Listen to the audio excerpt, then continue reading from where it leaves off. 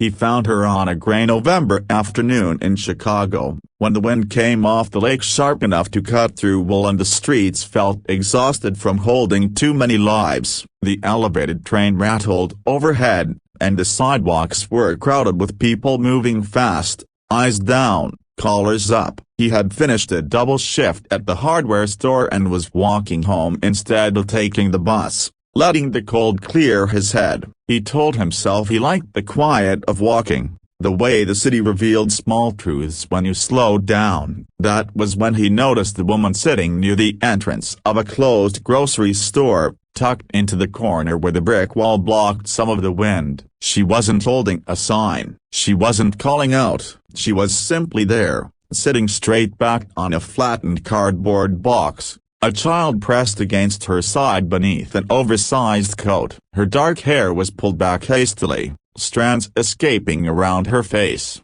and her eyes followed the passing crowd with a distant alertness, like someone standing guard over something precious. He walked past her. Then he stopped. Something about the stillness stopped him too. Maybe it was the way the child's small sneaker dangled inches above the concrete, or the way her arm curved protectively around him. Or maybe it was the memory of his own childhood, of nights when his mother counted bills at the kitchen table and tried to smile through the fear. Whatever it was, it made him turn around. "Hey," he said gently, "not too close, you okay?" She looked up quickly, surprise flashing into caution. Her eyes were tired but sharp, measuring him in seconds. The boy shifted in his sleep, his forehead pressing into her ribs. "We're fine," she said. Her voice was steady, practiced. It was the kind of answer people gave when they had learned that honesty invited trouble. "It's cold out," he said. "They're closing everything soon. Do you have somewhere warm to go?" She hesitated,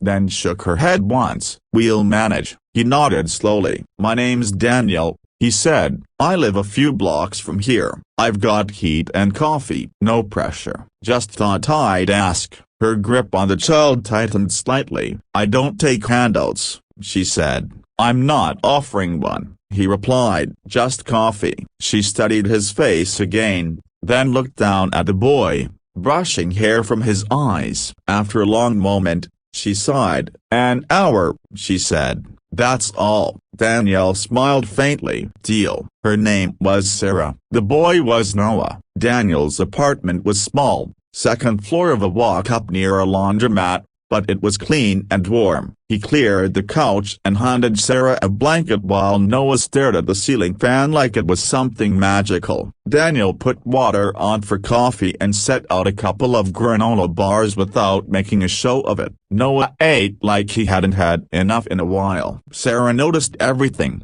the way Daniel stayed a respectful distance, the way he kept his hands visible, the way he spoke more to the child than to her at first. Her shoulders relaxed a fraction. They talked slowly, carefully. Sarah told him she had moved to the city 2 years ago after her husband died in a construction accident. He'd been 34. She'd been 28. One phone call had rewritten her life. The insurance barely covered the funeral. The rent climbed. Her savings disappeared. She worked wherever she could, cleaning offices at night, folding clothes at a thrift store. But childcare was expensive, and stability was a word that lived somewhere else. When the lease ended, the landlord didn't renew it. She packed what she could fit into 2 bags. Daniel listened without interrupting. He had learned that silence could be a kind of respect. When evening came, the sky already dark at 5, he offered soup. Sarah hesitated, then nodded. Noah laughed when he spilled crackers on the floor, and Daniel found himself laughing too, surprised by how natural it felt. "You can stay tonight," Daniel said quietly. "Just tonight. Tomorrow we can figure things out." Sarah looked at him for a long time. "Why?"